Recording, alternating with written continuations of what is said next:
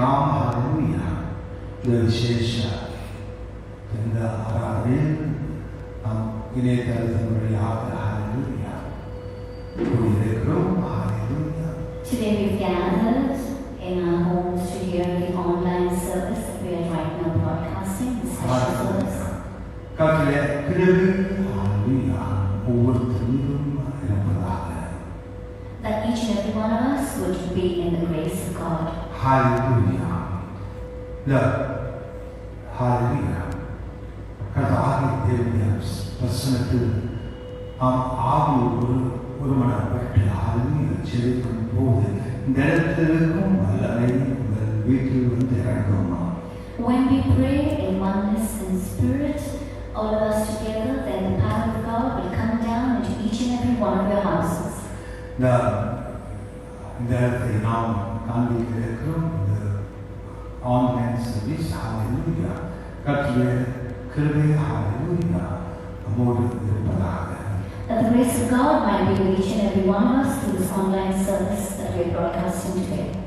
Hallelujah. Hallelujah. கர்த்தர் நல்லவர், அவருடைய கிருபை நம்மோடு என்றென்றும் உள்ளன.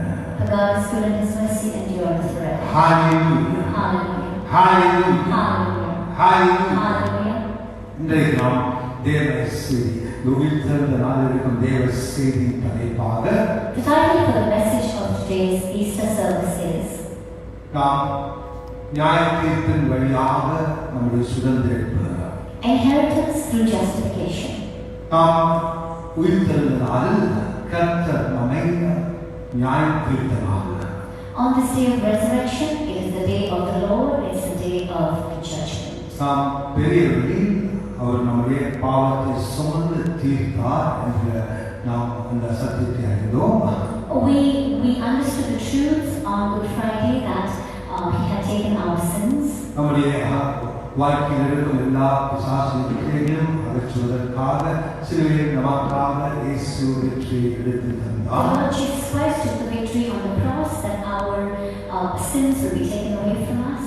அவர் சிலுவையில் மரித்து புதைக்கப்பட்டு மூன்றாம் நாள் உயிர்த்தெழுந்தார். He was crucified, He died, He was buried, and the third day He rose again. அவர் உயிர்த்தெழுந்தது நம்மை நியாயம் தீர்ப்பதற்காக. He rose again in order to justify us. ரோமர் 4வது அதிகாரம் 25வது வசனத்தை வாசிப்போம்.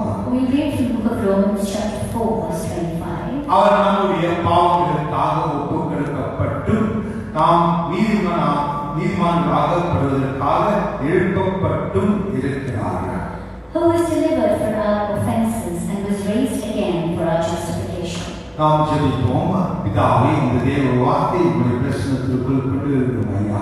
இந்த தேவ வார்த்தையுடைய அபிஷேகத்தை ஊற்றி ஆவியானவரே இதே எங்களிடத்தில் இந்த தேவ வார்த்தையின் ஆழங்களை வெளிப்படுத்தி இந்த தேவ வார்த்தையிலிருந்து பொருள் பெற்று வரும் சத்தியத்தினால் உங்களை ஆவியை பலப்படுத்தி நாங்கள் நம்புகிறோம்.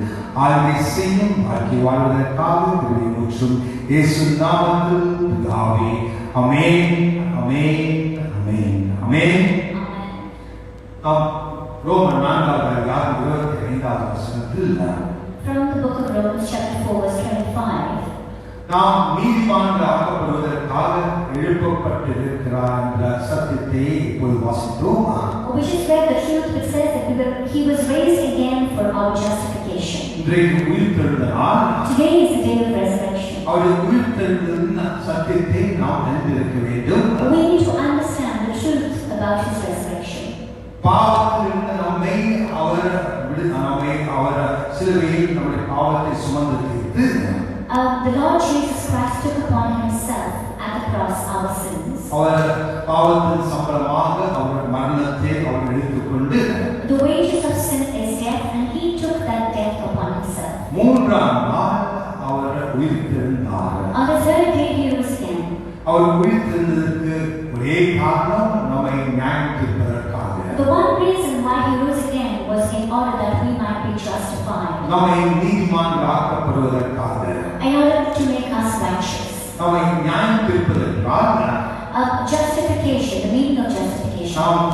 நாம் எந்த பாவமும் செய்யாதபடியாக நம்மை அவர் நியாயம் தீர்த்திருக்கிறார். He justified us such that we had never sinned. நம்முடைய வாழ்க்கையில் இனிமேல் எந்த பாவத்திற்கும் இடம் இல்லாத அளவுக்கு நம்முடைய எல்லா பாவத்தையும் அவர் சுமந்து தீர்த்தார்.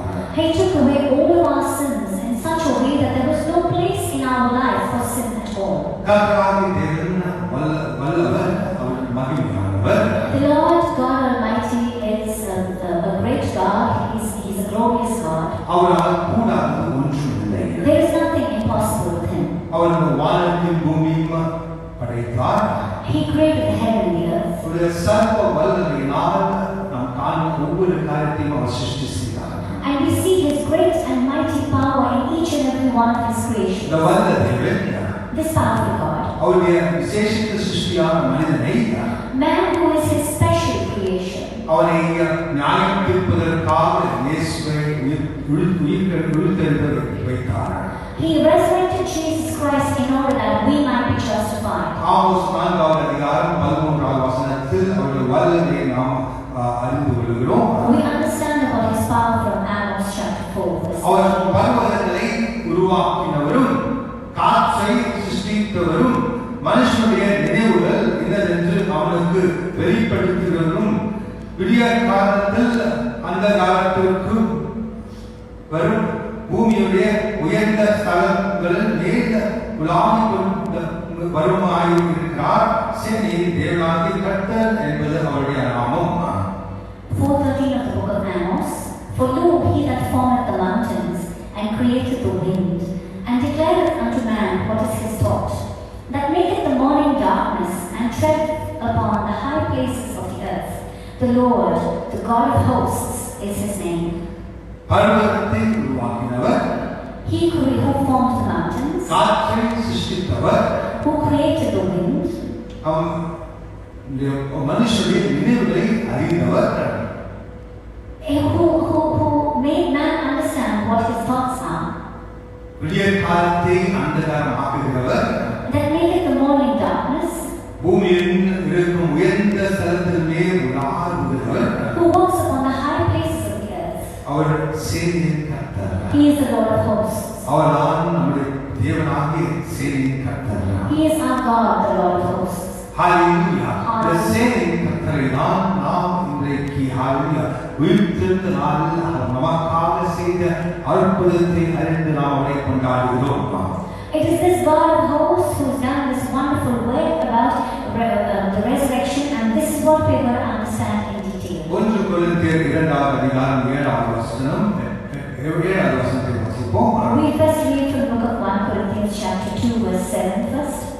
உலக தோற்றத்திற்கு முன்னே தேவன் நம்முடைய மகிமைக்காக ஏற்படுத்தினதும் மறைக்கப்பட்டதுமாய் இருந்த ரகசியமான தேவ ஞானத்தை பேசுகிறோம். 1 Corinthians chapter 2 verse 7.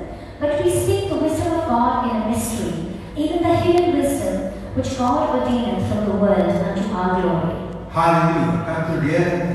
கர்த்தராகிய தேவனுடைய ஞானம், The wisdom of God மறைக்கப்பட்ட ஞானம், is a mystery. இந்த உலக தோற்றத்துக்கு முன்பாகவே Before the world was created, கர்த்தராகிய இயேசு இந்த பூமியில் வந்து உயிர்த்தெழுவார் என்பதை அவர் நிர்ணயித்திருக்கிறார்.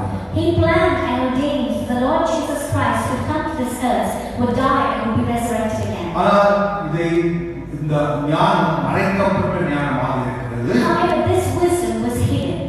இந்த 1 கொரிந்தியர் 8வது வசனத்தை வாசிக்கும் போது In chapter 2 verse 8 of 2 Corinthians, அதை இந்த பிரபஞ்சத்தில் பிரபுக்கள் ஒருவனும் அறியவில்லை. அறிந்திருந்தால் மகிமையின் கர்த்தரை அவர்கள் சிலுவையில் அறைய மாட்டார்களே. which none of the princes of the world knew, for had they known it, they would not have crucified the Lord of glory. மறைக்கப்பட்ட தேவ ஞானம் யாரும் அறியவில்லை. This hidden wisdom was made known to nobody. பிசாசும் அறியவில்லை. The devils knew nothing about it. அவன் அறிந்திருந்தால், Had they known, பிசாசன் அறிந்திருந்தால், if the devil had known, மகிமையின் கர்த்தரை அவர்கள் சிலுவையில் அறைய விட்டிருக்க மாட்டான். they would not have went to crucify the Lord of glory. பிசாசன் இயேசு சிலுவையில் மரிப்பது அவனுடைய நோக்கம் என்று நினைத்துக் கொண்டிருந்தான். They were thinking that was their act that they sent Jesus to the cross. பிசாசுடைய கிரியை என்று பிசாசு நினைத்துக் கொண்டிருந்தான். That is what the devil was thinking. பிசாசு நினைத்தான் இயேசு சிலுவையில் மரித்தது அவனுடைய திட்டம் என்று. The devil thought that was his plan and his purpose why Jesus Christ was sent to the cross and died on the cross. கர்த்தராகிய இயேசுவின் மறைக்கப்பட்ட ஞானம் என்று அவன் அறியவில்லை.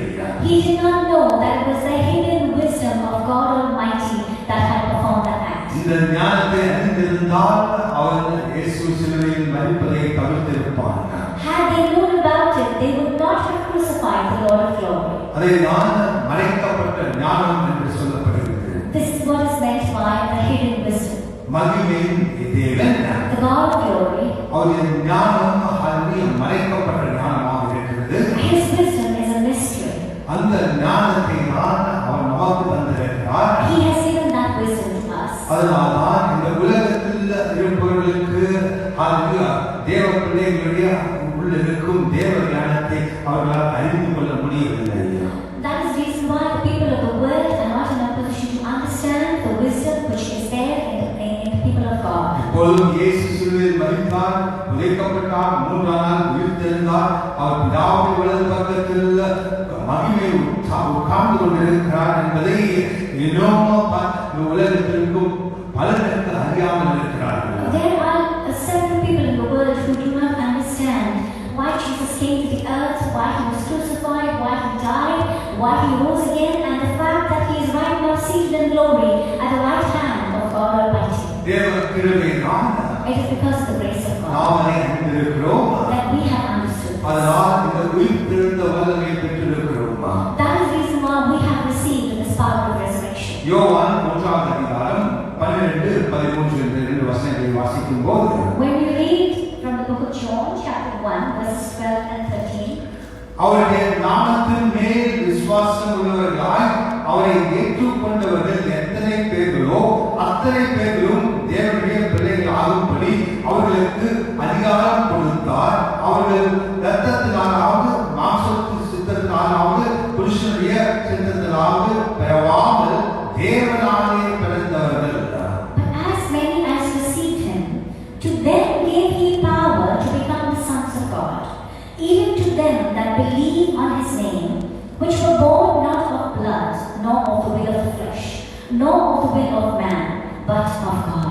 கர்த்தராகிய இயேசுவை விசுவாசித்து அவரை ஏற்றுக்கொண்ட ஒவ்வொருவரும், Each and every one who believed in the Lord Jesus Christ and accepted him, தேவன் அவர்கள் தேவ பிள்ளைகளாக அவர்களுக்கு அதிகாரத்தை கொடுத்திருக்கிறார். God gave to them the authority to become sons of God.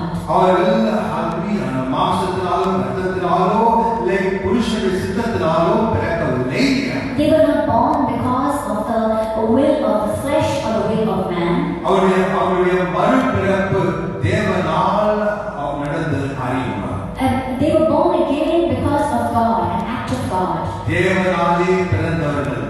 They are born again by God. நாம் மறுபிறப்பு பிறக்கப்பட்டவர்கள். We who are born again, கர்த்தராகிய தேவனுடைய வார்த்தையை விசுவாசித்து we believed the word of God. அவர் சிலுவையில் இயேசு வழியாக நமக்காக செய்த கிரியை விசுவாசித்தவர்கள். We are people who believe the work that God Almighty did through Christ on the cross. இயேசுவை நாம் விசுவாசித்தோம். We believed in the Lord அவருடைய Jesus. நாமத்தை விசுவாசித்தோம். We believed in his name. கர்த்தராகிய தேவனுடைய கிரியைகளை விசுவாசித்தோம். We believed in the works of God Almighty. அதனால் நமக்கு தேவன் அதிகாரத்தை தந்திருக்கிறார். Therefore God gave to us authority, நாம் தேவ பிள்ளைகளாகும்படிக்கு, in order that we might become the sons of God, தேவ பிள்ளைகள் பரலோக தேவனுடைய பிள்ளைகளாகும்படிக்கு, in order that we might become the sons of God in heaven. இது ஒரு விசேஷித்த கிருபையாக இருக்கிறது. This is a special grace that has been given to us. நாம் தேவனுடைய பிள்ளைகளாக இருப்பது ஒரு விசேஷித்த கிருபை. It is a special grace that has been given to us for us to become the sons of God. இதனால் நமக்கு நாம் சுதந்திரத்துக் கொள்ளும் காரியங்களை நாம் இன்றைக்கு காண இருக்கிறோம். Today we are understanding about our inheritance. நாம் நியாயம் தீர்க்கப்பட்ட நாளில் நமக்காக கர்த்தராகிய தேவன் தந்த சுதந்திரங்களை பற்றி தியானிப்போம். Today we're going to meditate upon the justification that God gave to each and every one of us as an inheritance. கலாத்தியர் 4வது அதிகாரம் 5, 6, 7 என்ற 3 வசனங்களை வாசிப்போம். We should read from the book of Galatians chapter 5, 6 and 7. Chapter 4 verses 5, 6 and 7. நாம் புத்திர சுவிகாரத்தை அடையும்படி நியாயப்பிரமாணத்திற்கு கீழ்ப்பட்டவர்களை மீட்டுக் கொள்வதற்காக மேலும் நீங்கள் தமிழில் கலாத்தியர் 4, 4, 6, 7 நன்றாக தமிழில் கலாத்தியர் 4, 4, 6, 7 4வது அதிகாரம் 4வது வசனமும் 6வது வசனம் 7வது வசனம். ஆங்கிலத்தில் 4வது அதிகாரம் 5, 6, 7. கலாத்தியர் 4வது அதிகாரம் 4வது வசனம் தமிழ் வாசிப்போம். தாம் புத்திர சுவிகாரத்தை அடையும்படி நியாயப்பிரமாணத்திற்கு கீழ்ப்பட்டவர்களால் மீட்கப்பட்டவர்களாக இருக்கிறோம். 6, 7 வசனங்கள் மேலும் நீங்கள் புத்திரராய் இருக்கிறபடியினால் அப்பா பிதாவே என்று கூப்பிடத்தக்கதாக தேவன் தமது குமாரனுடைய ஆவியை உங்கள் இதயங்களில் அனுப்பினார். ஆகையால் இனி நீ அடிமை ஆகிறாமல் புத்திரனாய் இருக்கிறாய். நீ புத்திரனாயினால் கிறிஸ்து மூலமாய் தேவனுடைய சுதந்திரமாய் இருக்கிறாய். To redeem them that were under the law, that we might receive the adoption of sons. And because you are sons, God hath sent forth the Spirit of His Son into your hearts, crying, Abba, Father. Wherefore thou art no more a servant but a son, and if a son, then an heir of God through Christ. இப்பொழுது யோவான் 1வது அதிகாரம் 12, 13 வசனத்தில் வாசித்தோம். We just read from the book of John chapter 1 verses 12. தேவன் நமக்கு அதிகாரத்தை தந்திருக்கிறார். அவருடைய பிள்ளைகள் ஆவதற்காக இயேசுவை நாம் விசுவாசித்ததனால். When we believe in the Lord Jesus Christ, God Almighty gave us the authority to be called the sons of God. கலாத்தியர் 4வது அதிகாரத்தில் in Galatians chapter 4. நம்மை அவர் மீட்டது நம்மை புத்திர சுவிகாரத்தை தரும்படிக்காக என்று நாம் காண்கிறோம். We understand over here that He redeemed us in order that we might receive the adoption of sons. நம்மை நியாயப்பிரமாணத்திற்கு நாம் கீழ்ப்பட்டவர்களாக இருந்து நம்மை புத்திர சுவிகாரத்தை அடையும்படிக்கு நம்மை மீட்டார். Even though we were under the law, He gave us the right to be redeemed and to receive the adoption of sons. புத்திர சுவிகாரம் என்றால் what do we mean by adoption of sons? நம்மை தத்தெடுத்துக் கொள்வது. Accepting the Lord Jesus. Adoption. நம்மை தத்தெடுத்துக் கொள்வது. That we were being adopted. இனிமேல் நமக்கு அவர்தான் பிதாவாக இருக்கிறார். Now He is our Father. நாம் தத்தெடுத்துக் கொள்ளும் போது அந்த தத்தெடுத்துக் கொண்ட அந்த பெற்றோர்கள் அந்த பிள்ளையுடைய எல்லா தேவைகளையும் சந்திக்க வேண்டும். Whoever is taken up in adoption, their parents, their adopted parents, take care of all of their needs. கர்த்தராகிய தேவன் நம்மை தத்தெடுத்துக் கொண்டார். Here the Lord God Almighty has adopted us. நம்முடைய தேவபிதா, நம்முடைய தேவன் நமக்கு பிதாவாக இருக்கிறார். God Almighty is our Father. அவருடைய எல்லா காரியங்களையும் நாம் சுதந்திரிக்கும்படி நம்மை குமாரனாக மாற்றி இருக்கிறார். He has changed us or called us His sons in order that we might inherit everything that He has. அப்பா பிதாவே என்று அழைக்கும்படி நம்மை அவர் தத்தெடுத்திருக்கிறார். He adopted us so that we might call on Him as our Father. இயேசு எப்படி அவருடைய குமாரனாக இருக்கிறாரோ, just like Jesus is the Son of God, நம்மையும் அவருடைய குமாரத்திகளாக நம்மை அவர் புத்திர சுவிகாரம் செய்திருக்கிறார். He has adopted us so that we also can be called the sons of God. இயேசு கிறிஸ்து வழியாக through Jesus Christ, தேவன் God நமக்கு எல்லா அவருடைய சுதந்திரத்தையும் நமக்கு தந்திருக்கிறார். God has given to us everything as inheritance. ஹalleluya. எல்லா சுதந்திரத்தையும் என்று சொல்லும்போது when we say all inheritance, கர்த்தராகிய தேவன் பரலோகத்தில் இருக்கும் எல்லா காரியங்களையும் நமக்காக அவர் தந்திருக்கிறார். the Lord God Almighty has given to each and every one of us everything that is in heaven. அவர் சிலுவையில் நமக்கு இதையெல்லாம் தந்தார்? What is it that he gave to us at the cross? அவர் நீதித்துவத்தை தந்தார். He gave to us his அவருடைய பரிசுத்தத்தை தந்தார். his holiness, அவருடைய தனத்தை தந்தார். his honor. அவருடைய ஜீவனை தந்தார். He gave his life.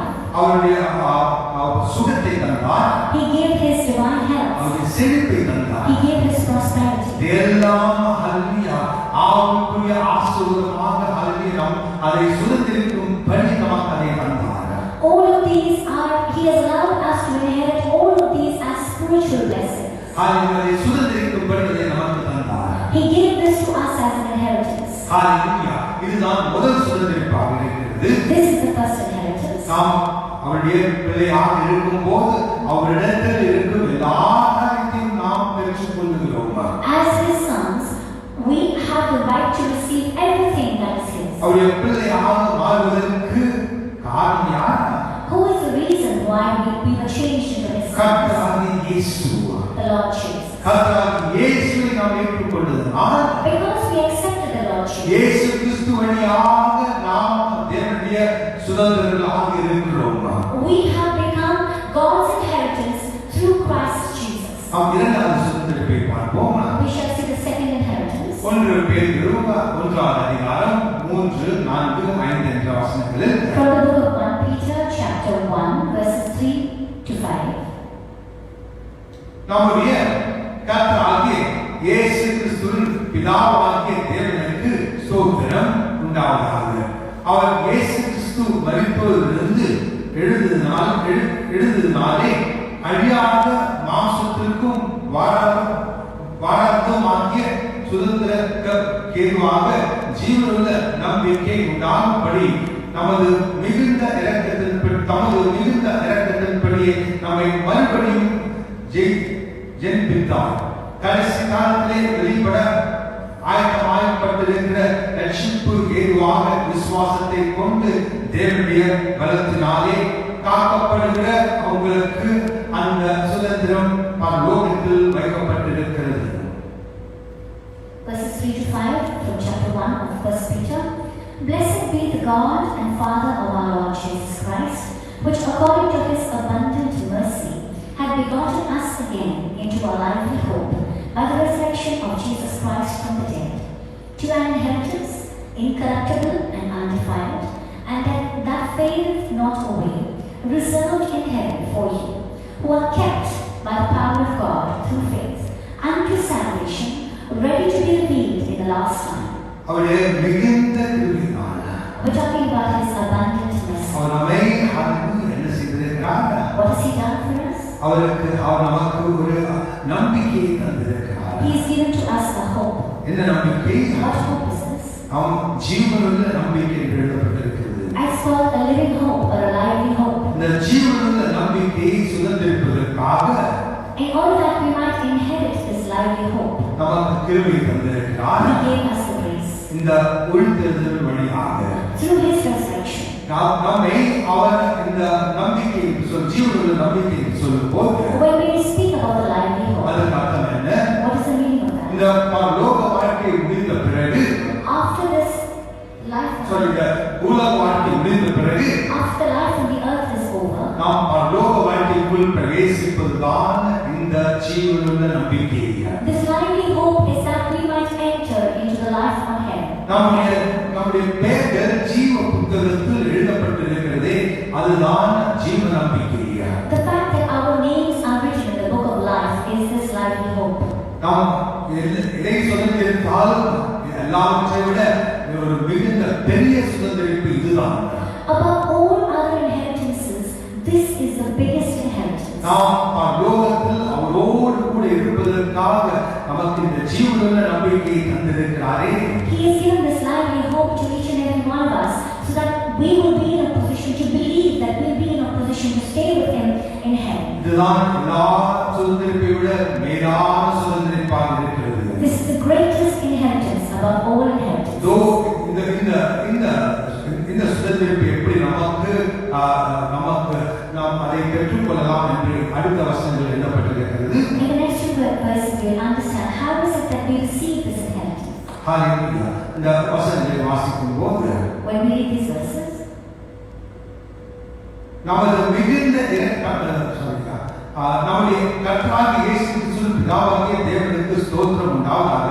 அவர் இயேசு கிறிஸ்து மரித்தோரிலிருந்து எழுந்ததினாலே அழியாததும் நாசற்றதும் வாழாததுமாகிய சுதந்திரமாக ஜீவனுள்ள நம்பிக்கை உண்டாகும்படி தமது மிகுந்த இரக்கத்தின்படி நம்மை மறுபடியும் ஜெனிப்பித்தார். கடைசி காலத்திலே வெளிப்பட ஆயத்தமாய் கொடுக்கப்படுகின்ற ரட்சிப்பு எதுவாக விசுவாசத்தை கொண்டு தேவனுடைய பலத்தினாலே காக்கப்படுகிற உங்களுக்கு அந்த சுதந்திரம் பரலோகத்தில் வைக்கப்பட்டிருக்கிறது.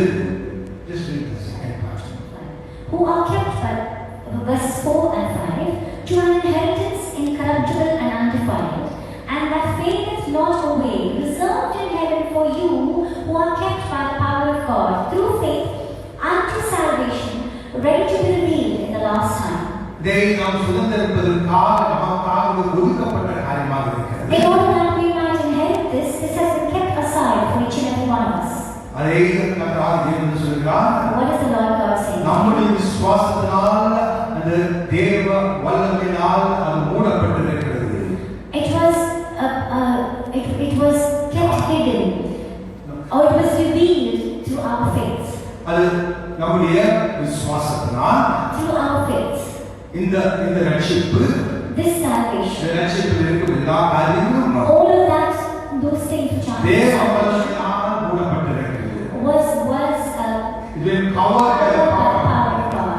நம்முடைய விசுவாசம் என்ன செய்கிறது? What does our faith do? நம்முடைய விசுவாசம் நம்முடைய ரட்சிப்பை தேவனுடைய வல்லமையினால் மூடப்படுகிறது. Our salvation, because of our faith, our salvation is covered or guarded by the power of God. Hallelujah. நமக்கு hallelujah இந்த ரட்சிப்பு எவ்வளவு நமக்கு எப்படி உறுதி என்று கேட்கலாம். How are we sure of this salvation? Hallelujah. நாம் இந்த ரட்சிப்பில் இருப்பதற்கு காரணம் என்ன? What is the reason why we stand in this faith? நம்முடைய விசுவாசம். நம்முடைய விசுவாசம். What is the reason why we stand in this salvation? Because of our faith. நம்முடைய விசுவாசம் என்ன செய்கிறது? What does our faith do? நம்முடைய விசுவாசம் our faith தேவ வல்லமையினால் நம்முடைய ரட்சிப்பை காத்துக் கொள்கிறது. Covers or keeps the power of God in our life. நம் கர்த்தராகிய இயேசுவிடத்தில் இருக்கும் விசுவாசம், the faith that we have in the Lord Jesus Christ. தேவன் நமக்காக சிலுவையில் செய்து முடித்த அந்த காரியத்தில் மீது இருக்கும் விசுவாசம், the faith that we have in the works that God Almighty performed on the cross. அந்த விசுவாசம், that faith, நம்முடைய ரட்சிப்பை அது தேவனுடைய வல்லமையினால் மூடி மறைக்கிறது. keeps our salvation by the power of God. அது கடைசி காலத்தில் அது வெளிப்படுவதற்காக. in order that it might be revealed at the end time. கடைசி காலம் என்றால் what do you mean by the end time? நாம் பூமியிலிருந்து போகும் நாட்கள் அது நமக்கு வெளிப்படுவதற்காக. that it might be revealed at the time that we leave this earth. இந்த பூமியில் இருக்கும் வாழ்க்கை முடிந்த பிறகு after our life on this earth is நாம் பரலோக வாழ்க்கைக்குள் பிரவேசிப்பதற்காக in order that we might enter a life of heaven. கர்த்தராகிய தேவன் நம்முடைய ரட்சிப்பை நம்முடைய விசுவாசத்தினால் through our faith, the salvation that we have அது நம்முடைய தேவ வல்லமையினால் மூடி மறைக்கப்பட்டிருக்கிறது. is covered by the power of God. அது நாம் சுதந்திரிக்கும்படி in order that we might inherit it. இரண்டாவது சுதந்திரிப்பு, what is the second inheritance? நம்முடைய ரட்சிப்பின் அருமை சுதந்திரிப்பு, the inheritance of our salvation. Hallelujah. ரட்சிப்பில் இருக்கும் காரியங்களை நாம் முதலில் பார்த்தோம். அது சுதந்திரிப்பாங்க. the first part we saw is what are those things in salvation that we have inherited. இரண்டாவது ரட்சிப்பு, இரண்டாவது சுதந்திரிப்பு என்ன? as second part of the inheritance, நம்முடைய ரட்சிப்பு என்றால் இந்த தேவ கோபத்திலிருந்து நீங்கள் ஆகி நாம் பரலோகத்திற்குள் பிரவேசிப்பதற்காக அந்த ரட்சிப்பின் வல்லமை நாம் சுதந்திரிக்கிறோம். we are receiving the power of salvation in order that we will not experience the wrath of God. Hallelujah. நாம் தேவ கோபத்தை மட்டும் நாம் விலகலாக மட்டுமல்லாமல் it's not just that we have been removed from the wrath of God, நாம் பரலோக வாழ்க்கை வாழ்வதற்காகவும் but in order that we might live in heaven. நாம் கர்த்தரிடத்தில் இயேசுவிடத்தில் இருக்கும் விசுவாசம் நம்மை தேவ வல்லமையினால் மூடி மறைத்துக் கொள்கிறது. the faith that we have in the Lord Jesus Christ is covered by the power of God. இந்த இரண்டு சுதந்திரிப்பை these two inheritances அவருடைய உயிர்த்தெழுந்த வல்லமை in his resurrection power. நியாயத்தின் வழியாக வந்திருக்கும் இரண்டு சுதந்திரிப்பு இதுதான். These are the two inheritances that we received through justification. பரலோக பிதா நம்முடைய பிள்ளைகளால் நம்மை புத்திர சுதந்திரம் செய்திருக்கிறார். The Lord God Almighty has inherited us as his sons. நம்முடைய எல்லா தேவைகளையும் ஆவிக்குரிய தேவைகளையும் உலகத்தின் ரீதியான எல்லா தேவைகளையும் அவர் சந்திக்கும்படி நமக்கு அவர் சுதந்திரிப்பாக இருக்கிறார். He has adopted us and made us his inheritance in order that we might receive all of our requirements, whether they be spiritual or material. நம்முடைய பரலோக வாழ்க்கையின் அவர் சுதந்திரிப்பாக நமக்கு தந்திருக்கிறார். He has given us as an inheritance the life in heaven. இன்றைக்கு ஹalleluya கர்த்தருடைய தேவனை நாம் ஸ்தோத்திரிப்போம். Today we shall praise God. அவருடைய மகிமைப்படுத்துவோம். Or we shall glorify him. நம்மை நியாயத்தீர்ப்பை தந்து நமக்கு நியாயத்தீர்ப்பை தந்த தேவன். The God who gave us justification. இந்த சுதந்திரிப்பை நமக்காக தந்திருக்கிறார். Has also given us this inheritance. இந்த சுதந்திரிப்புக்காக நாம் ஸ்தோத்திரிப்போம். We shall thank God for this inheritance. நாம் நன்றி செலுத்துவோம். Thank the Lord God. ஜெபிப்போம். Let us pray. பிதாவே, உம்முடைய வல்லமையான வலது கரத்தினால் ஒவ்வொருத்தையும் தொட்டு ஹalleluya ஆசீர்வதியும் ஐயா. ஹalleluya. உம்முடைய கிருபையால் ஒரு மனிதனுக்குள்ளும் உயிர் தெழுந்த வல்லமையினால் ஹalleluya அவர்களை நியாயத்தீர்த்ததற்காக ஸ்தோத்திரிக்கிறோம். அவருக்காக சுதந்திரத்தை தந்ததற்காக ஸ்தோத்திரிக்கிறோம் ஐயா. ஹalleluya.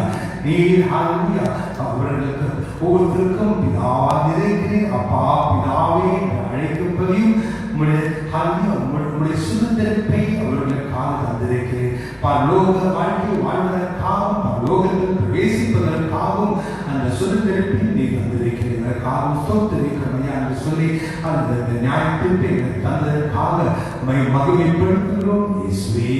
ஆமென் ஆமென் ஆமென். ஒருவரும் கேட்டுக்கொண்டிருக்கிறோம், அதற்காக ஜெபிக்கிறோம். ஹalleluya.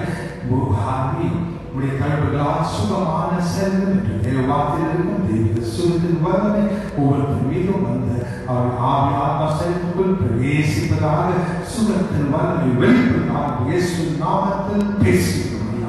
ஹalleluya.